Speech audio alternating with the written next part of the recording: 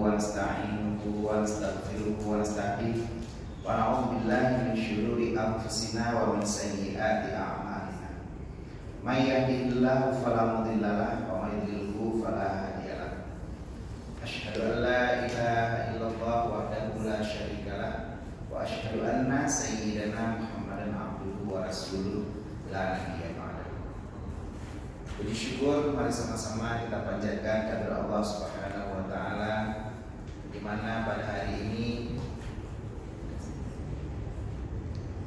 Allah masih mengizinkan kita berjumpa, bersua dan bertatap muka bersama di masjid kita tercinta, Masjid Al-Falah di Aceh, di mana ada ayahanda, ibunda dan juga para sahabat, teman-teman semuanya yang sudah hadir pada hari ini, Abu, Abi dan Umi, yang mudah-mudahan sambil kita berniat iktikaf, awaitu an a'tifa fi hadzal masjid sunnatan lillahi ta'ala, Allah akan memberikan keberkahan untuk kita semua yang hadir di rumah Allah ini. Selawat beriring salam mari selalu kita sajikan kehadiran Nabi Muhammad sallallahu alaihi wasallam, di mana pada hari ini kita masih setia mengaji dan mengkaji hadis daripada beliau yang bercerita tentang bagaimana kita menjaga dan mengelola hati kita, bagaimana kita mengatur apa yang terbersih dan terlintas dalam hati kita, tentang manajemen ibadah, bagaimana Minhajul Abidin mendidik kita menjadi hamba-hamba Allah yang sempurna dalam beribadah sehingga sampai nanti pada tahapan paripurna. Artinya semua ibadah kita diterima oleh Allah sesuai dengan yang Allah inginkan, sesuai dengan yang Rasulullah ajarkan.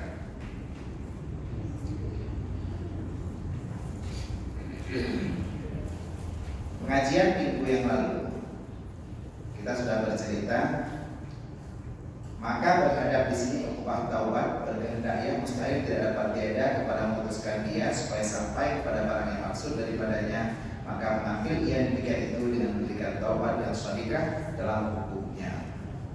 Nah, untuk kita mulai melaksanakan ibadah, tahapannya kita cerita minggu yang lalu. Tahapan pertama adalah taubat. Taubat yang bagaimana? Seperti kita cerita minggu lalu, taubat yang sempurna sesuai dengan hak-haknya taubat. Artinya taubat yang dimulai dengan penyesalan, dengan istighfar, dan diakhiri dengan janji tidak akan mengulangi lagi. Maka kalau kita sudah bertaubat dengan sempurna, insya Allah ibadah kita akan mampu lebih baik dan pastinya lebih diterima oleh Allah. Seperti hari ini kertas yang dibagikan untuk kita take absen dan lembaran untuk kita berdoa nanti di akhir pengajian.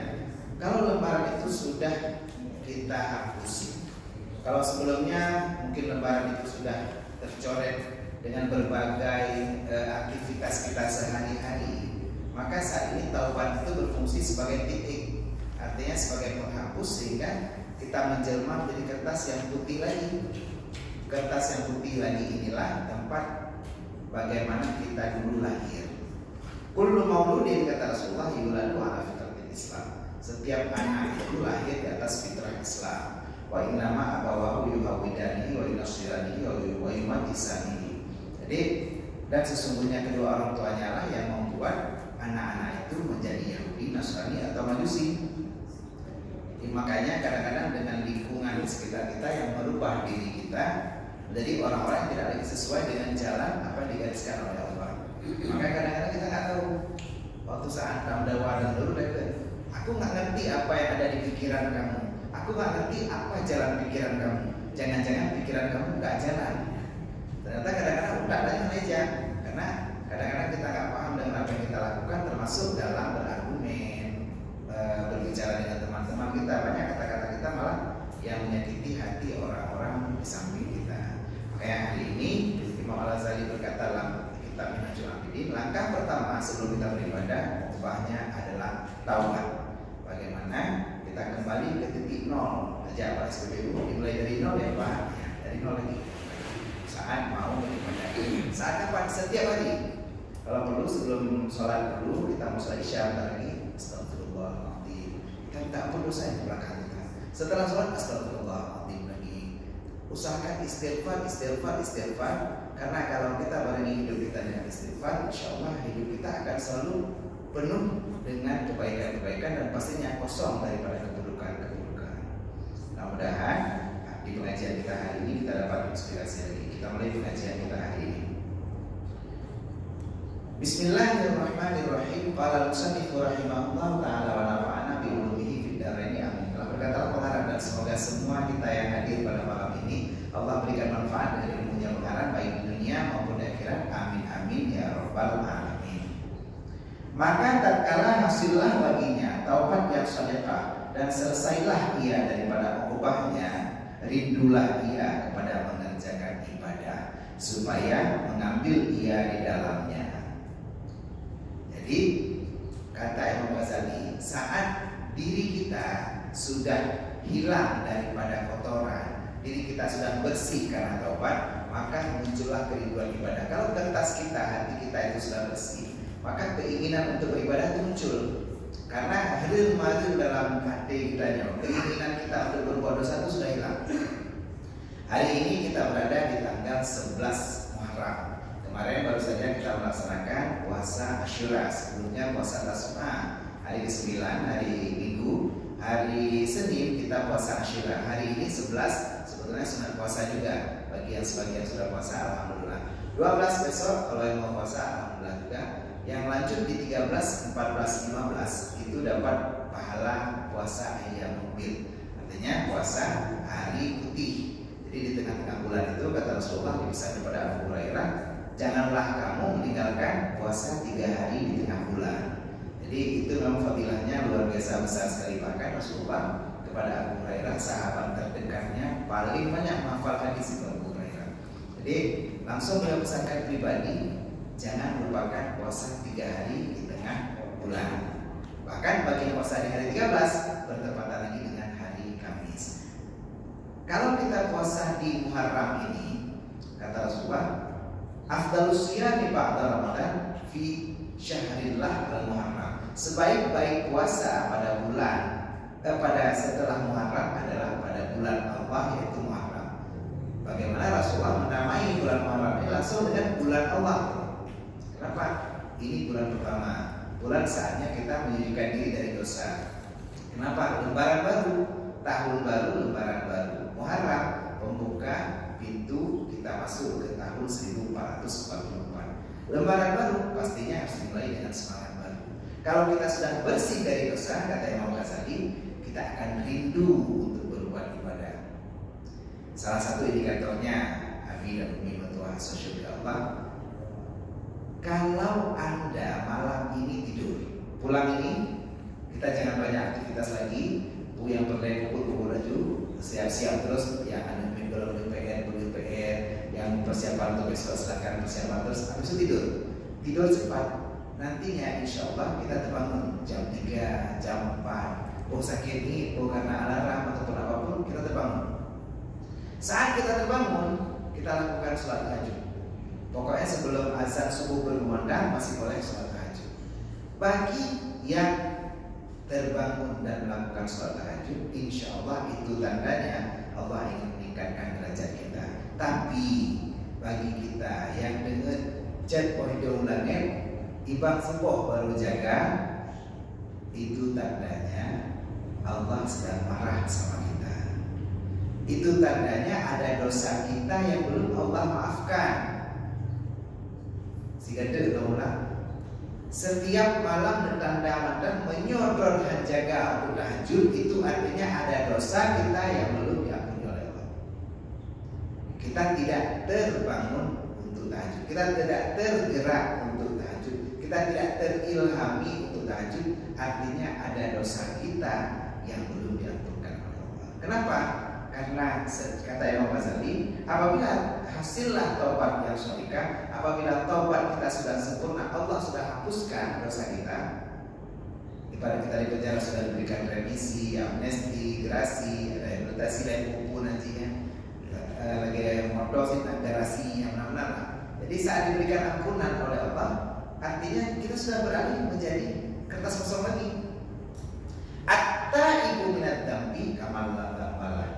Barang siapa yang bertaubat daripada dosa seperti orang yang tidak pernah punya dosa. Kalau kita sudah tidak pernah punya dosa, wa minal laili fatahajjad bihi nafilatan lak asa ayyab'ataka rabbuka maqaman mahmuda. Di sepertiga waktu malam, di setengah malam, dirikan sholat tahajud supaya Allah meningkatkan kita ke derajat yang tinggi. Kalau kita sudah derajat yang tinggi, maka Allah saat kita letakkan kita dari tinggi mandu murid kita katanya. Padahal kita posisi di kantor staff, tapi bos tanya Pak Hindabi katanya. Kenapa? Kita pada hakikatnya sudah derajat yang tinggi tanpa kita sadar. Kitanya pembantu di rumah Allah, tak kerja di rumah Allah. Tapi kalau kita mau tahajud, Pak Hindabi katanya, minimal dihormat. Oh, dengku di dalam jauh tinggi sih kan. Hai dia berarti apa ini meno Pak Hindabi dengan Kenapa? Karena posisinya menghormati kita. Kenapa terhormati? Karena ayyab'ataka rabbuka maqaman mahmuda.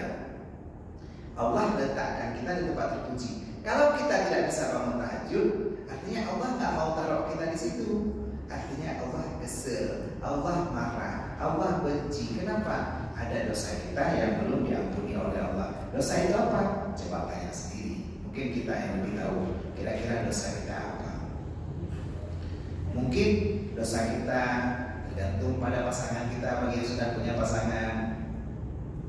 Mungkin gara-gara kita kasar sama istri, atau yang istrinya tidak patuh pada kata-kata suami. Bisa. Bagi yang belum pernah berumur, mungkin dosanya dari teman-temannya. Tapi bagi yang belum punya istri, boleh juga kemungkinan kita dapat manfaat dari adanya pasangan.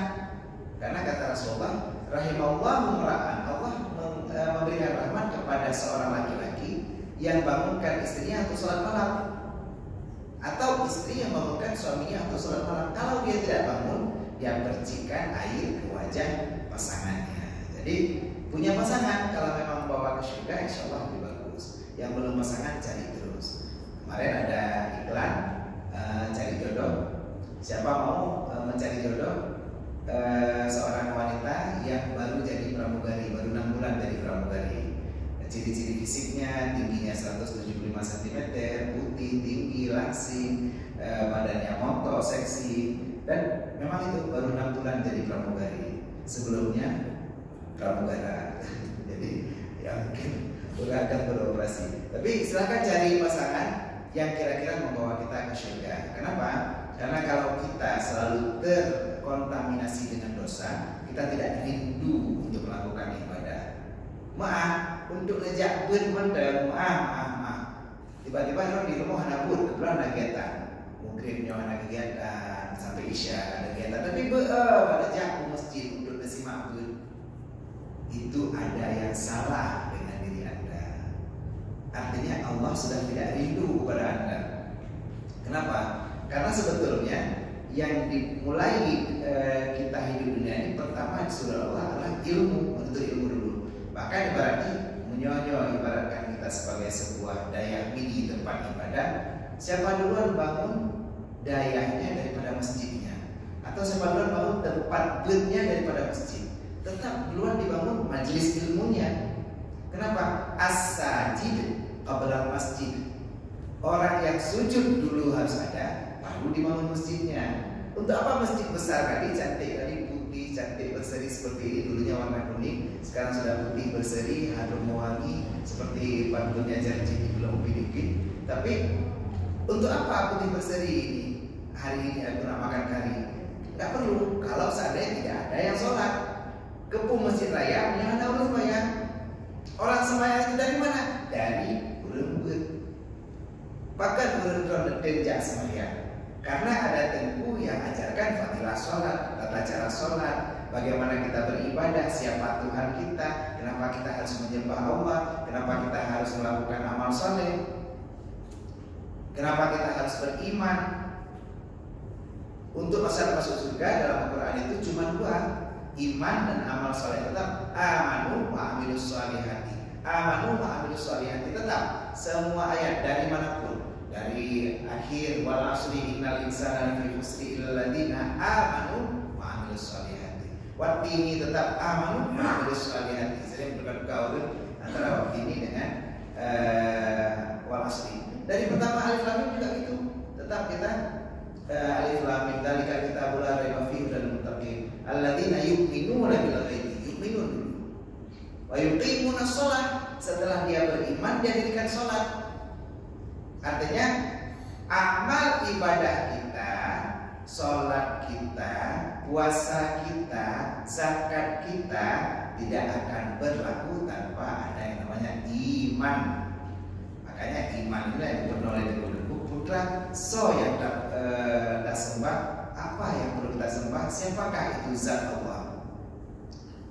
Man arifa nafsah faqad arifa rabbah. Barang siapa yang mengenal dirinya maka sungguh dia mengenal Tuhannya. Menyamedor dengan diri, menyamedor dengan debu, Allah juga nggak akan kita kenal.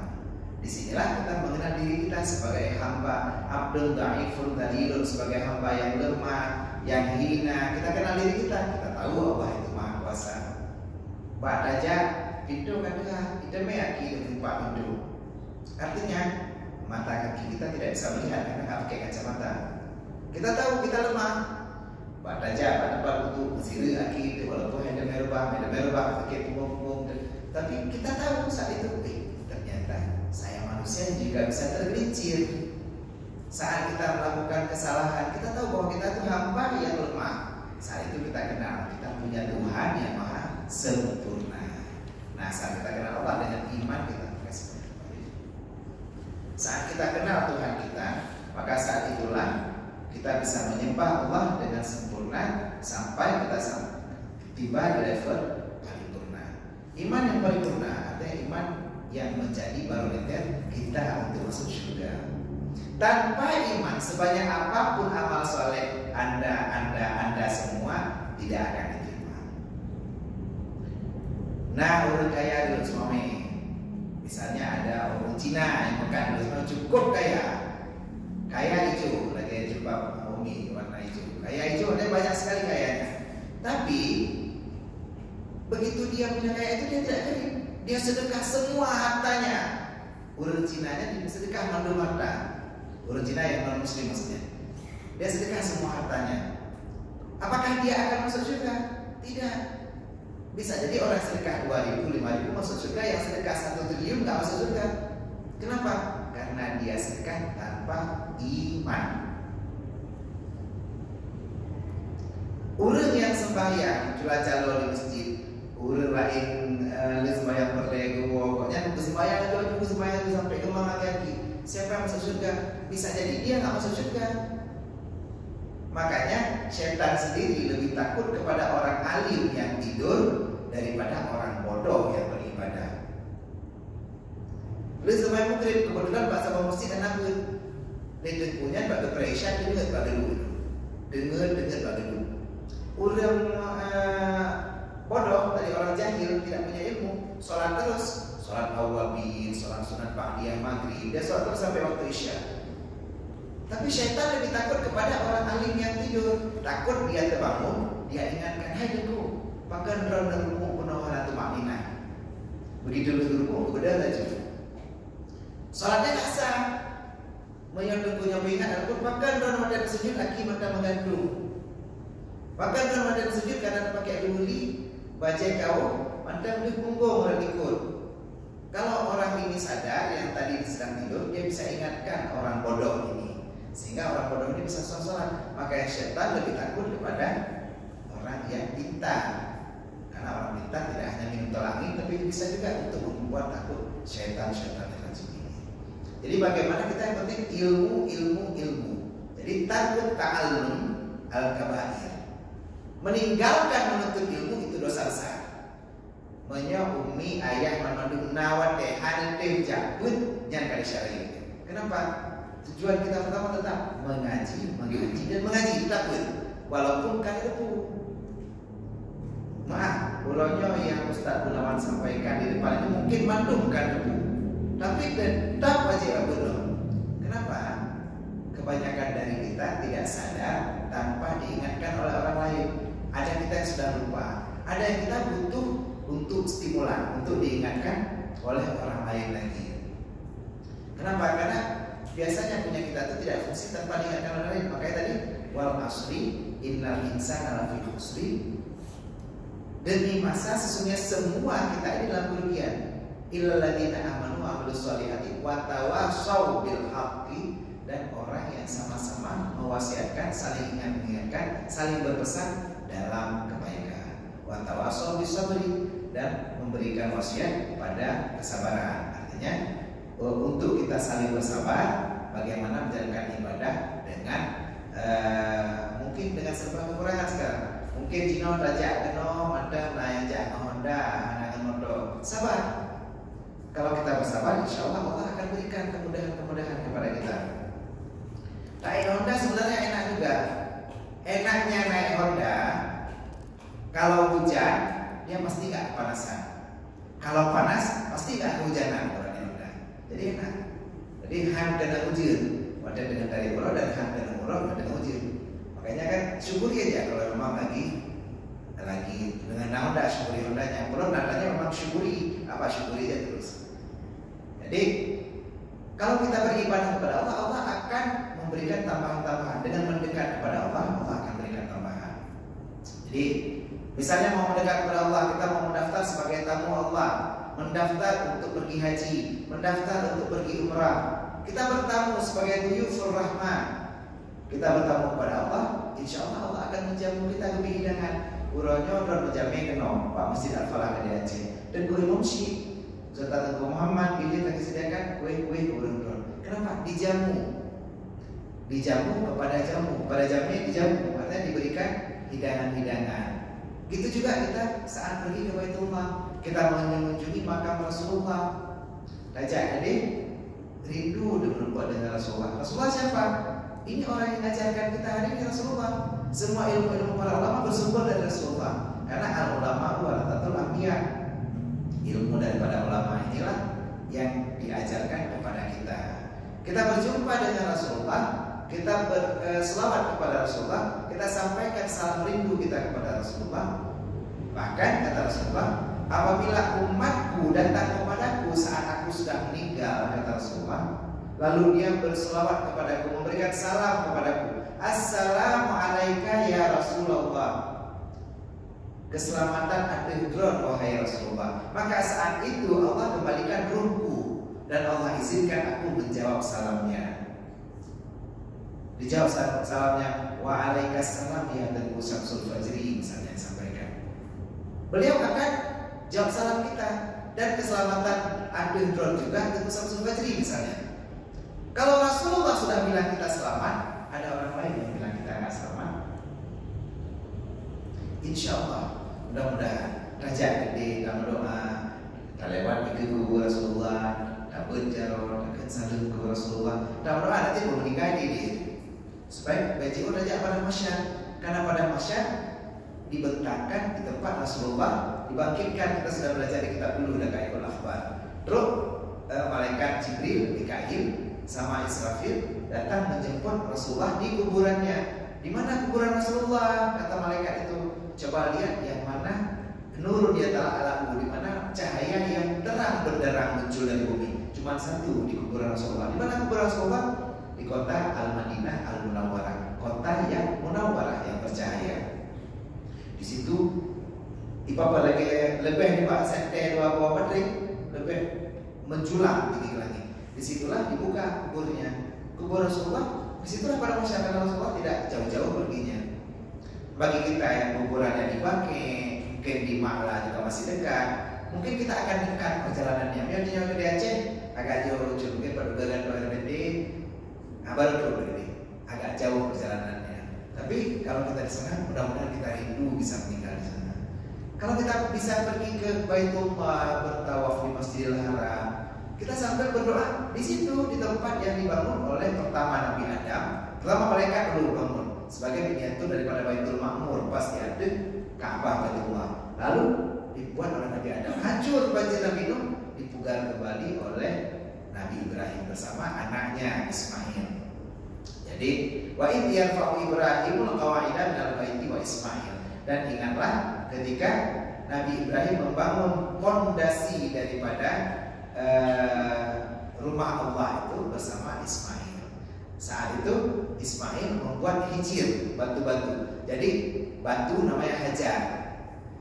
Kalau batu disusun namanya hijir. Kalau disusun berbentuk kamar menjadi hujrah. Kalau kamarnya banyak disebut al-hujurat. Nah, kayak ada kamar surat, al-hujurat, kamar-kamar. Yang batu bersusun itu Nabi Ismail yang susun-susun. Nah, jadi disebut hijir Ismail. Saat itu Nabi Ibrahim berdiri sambil menyusun fondasi. Tempat berdiri beliau namanya maqamah. Tempat berdiri, qama berdiri, yaqumu akan berdiri, qiyaman berdiri, posisi berdiri, qaim orang yang berdiri. Makam tempat berdiri, makam Ibrahim tempat berdiri Nabi Ibrahim. Najak umi mertua dan ayah mertua najak kalian karena bagi yang sudah pernah menonton kecil lihat tempat kaki Nabi Ibrahim. Bagaimana kita rindu itu tempat mustajabah doa. Kita berdoa di pintu Ka'bah, multazam. Multazam di mana? Jarak antara pintu Ka'bah dengan Hajarul Aswad. Hajarul Aswad juga mustajabah. Pintu Ka'bah mustajabah. Kiswah Ka'bah ada bergantung juga. Cuma jangan bergantung sambil tawaf karena nggak boleh berpegangan dengan Ka'bah. Nanti setelah tawaf 7 kali boleh berdoa pegang kiswah Ka'bah. Hijir Ismail mustajabah, Rukun Yamani mustajabah, semua mustajabah doa. Mustajabah artinya apa? Dikabulkan doa. Kenapa dikabulkan doa? Karena kita tamu Allah. Kalau kita mau dikabulkan doa, ayo beribadah. Salah satunya dengan pergi ke tanah suci Mekah. Boleh pergi dengan siapapun, banyak ulama kita, banyak guru-guru kita yang berangkat. Ayo pergi bersama-sama. Kita belajar bersama-sama bagaimana ibadah kita sah. Baik sampai tajak laju ternyata ibadah kita tidak sah. Oh, Ustaz Gunawan saya mau pergi bersama, boleh. Insyaallah saya akan jadi pergi September, jadinya November. Karena nunggu ada beberapa jemaah yang belum sempat setor, jadi mungkin saya berangkatnya November. Kalau ada yang mau pergi bersama, boleh. Insyaallah kita tidur langsung di Tower Zamzam. Tower Zamzam buka pintu langsung Masjidil Haram. Jadi mudah-mudahan Haji buat aja langsung. Dan ini iktikaf juga di situ bisa karena itu bagian daripada Masjidil Haram. Jadi mudah-mudahan kita bisa di tanah haram. Kita tidak lagi melakukan yang haram. Kenapa Allah namakan bulan ini dengan bulan Muharram? Bulan Muharram artinya kumpulan daripada yang haram. Haram satu, Muharram kumpulan dari yang haram. Al-Muharram ditambah alif lam menjadi sesuatu yang ma'rifah dengan Muharram. Artinya yang dikenal untuk menjauhi hal-hal yang haram, maka disebut Al-Muharram. Alif lam itu alif lam ma'rifah. Kalau tanpa alif lam disebut nakirah. Nah, jadi Al-Muharram adalah bulan tempat Allah melarang kita mengerjakan sesuatu yang haram. Makanya bagi siapa yang berbuat dosa di bulan Muharram ini, Allah lipat gandakan dosanya. Ini ada cucu Pak bulan lain satu kali, Pak bulannya berlipat ganda Pak dosanya cucu. Makanya jangan upayakan untuk berbuat dosa di sini di bulan Muharram ini. Karena bulan ini seharusnya bulan taubat. Beli dan pupuk Isya. Malah bagaimana kita selalu mengupayakan semua amal ibadah kita lakukan hanya untuk Allah, Allah akan mudahkan rezeki kita. Dulu kita pernah didera dengan wabah corona misalnya. Sekarang alhamdulillah Allah sudah hapus. Kita sudah bisa ngaji nggak pakai masker. Kalau lihat di YouTube channelnya Ustaz Gunawan, video-video sekarang sudah nggak pakai masker lagi, dulu masih pakai masker.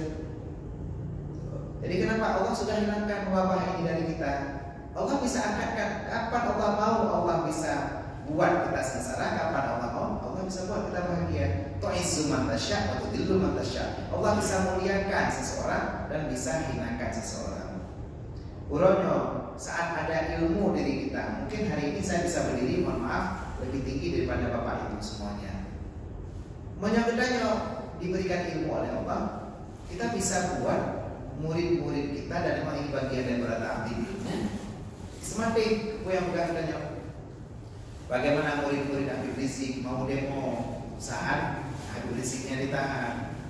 Kenapa? Ini kesetiaan. Dan ini diajarkan di daya pesantren. Bagaimana kita bisa punya ilmu yang diberikan oleh guru kita? Caranya pertama punya adab, punya sopan santun, punya kekaguman kepada guru kita, punya penghormatan kepada guru kita. Kalau bertanya tajak pun hana segan, hana galak, hana cinta ke guru tanya lebih pada yang guru. Misal nak tunggu semua siapapun yang duduk di sini, urun hana galak urunnya. Lebih baik baca tauhid. Kenapa? Karena ilmunya tidak akan masuk. Karena bila kita punya cinta, maka yang di mulut akan sampai ke hati. Tapi kalau tidak, dia akan berhenti di telinga. Jadi bagaimana kita dulu diajarkan, kita lihat bagaimana Allah menghilangkan wabah corona. Dulu waktu corona kita nggak bisa keluar kemana-mana, berjabut aja. Pemerintah melarang kita keluar rumah. Sementara kita rumahnya rumah kos, rumah sewa. Pormo hidup bedanya bukan hangat-hangat bayu. Apa yang harus saya lakukan? Pemerintah melarang saya keluar rumah, sementara pormo hidup bukan hangat-hangat bayu. Jadi hari ini Allah sudah hilangkan itu. Bagaimana kita bisa selalu beribadah dengan bagus sesuai petunjuk guru kita. Kalau apa yang guru kita sampaikan, kamu dulu diajarkan bagaimana kita punya adab. Kita belajar pertama itu di kelas tajzi sudah belajar itu kita ta'lim muta'alim. Ta'lim muta'alim artinya belajar bagaimana adab kepada guru. Kalau cuma bicara ilmu itu hal yang mudah, karena kita cuma mengandalkan potensi otak, tinggal ngasih mikir bukan, insya Allah cara mudah. Mau kali-kali bagi-bagi, kurang-kurang, tambah-tambah. Kalau kita mau maksimalkan potensi otak, insya Allah bisa. Tapi untuk punya akhlak, tapi untuk punya adab itu sangat sulit. Kenapa? Kita harus memaksimalkan semua fungsi indera pada kita. Kita harus memaksimalkan semua fungsi anggota tubuh kita. Wadah kitanya punya adab kepada guru. Gereja katanya beda. Mandu tubuh tanya beda. Tanya salam dengan guru, tubuh tanya bungkuk. Dan duduk pada cung jara guru. Tubuh kita bergerak semua. Kita ambil tangannya, kita cium tangannya. Tangan kita bergerak, hidup kita bergerak, mulut kita bergerak. Dan ini bagian daripada adab. Kalau kita sudah punya adab, insya Allah ilmu kita bermanfaat. Dan hari ini ilmu kita pelajari bagaimana apabila sudah hasil taubat yang kita lakukan, maka kita akan rindu untuk melakukan ibadah. Nah, mudah-mudahan ini bisa menginspirasi dan memotivasi kita untuk selalu beribadah kepada Allah, dan Allah jadikan ibadah kita sah sehingga kita semua yang hadir pada hari ini akan berkumpul kembali di dalam jannah surga Allah. Amin. Amin. Baik, kita bacakan Fatihah sila zapor dari Tanya Mandu dan itu yang pada kasar insyaallah bihaqil Fatihah bisirul Fatihah Allah akan kabulkan hajat kita, Allah akan kabulkan keinginan kita, Allah akan berikan semua perintah kita dengan berkat Fatihah yang kita baca. Dan insyaallah jangan lupa hadiahkan juga untuk orang tercinta kita yang mungkin saat ini sudah mendahului kita. Ila hadratin Nabi Mustafa Rasulullah sallallahu alaihi wasallam wa ala alihi wa sahbihi wa dzurriyyatihi ajmain wa ala kulli sahabati wa tabi'in wa tabi'in tabi'in lahum bi ihsan ila yaumiddin wa ala abaina wa ummahatina wa ala jami'i man jama'a fi masjidina hadza ya Allah ya qadi hajatina ya Allah bi barakati Fatihatil Kitab ya qadi hajati Tengku Arifullah bin Muhammad Ja'far Sofyan bin Alamsyah Muhammad bin Yusuf Umar Abu Stamar bin Mutar bin Syamsul Fajri bin TM Taib Heri SPD bin Haji Welmi Wahyu Saputra bin Husni T. Junaidi bin T. Sulaiman Syah Ismet bin Abdullah Nurdin bin Ahmad and Isa bin Muhammad Gade Ibrahim bin Muhammad Syam Rasnijat bin Muhammad Daud Amir binti Teguh Abdul Manaf Putri Syofi Amira binti Amiruddin Nur Syah bin Basyah Asmalizah binti Hasbalah Misna binti Kasim Rosmain binti Ismail Usman binti Haji bin Usman yang binti Usman Halimah binti Ali Basyah Umi Salamah binti Hanafiah Rahmawati binti Abdul Jalil Syah Amiruddin bin Hamzah yang qadi hajatina ya Allah bi barakati Fatihatil Kitab ala hazihi niyyah wa kulli niyyatin shalihah ajma'in al-Fatihah.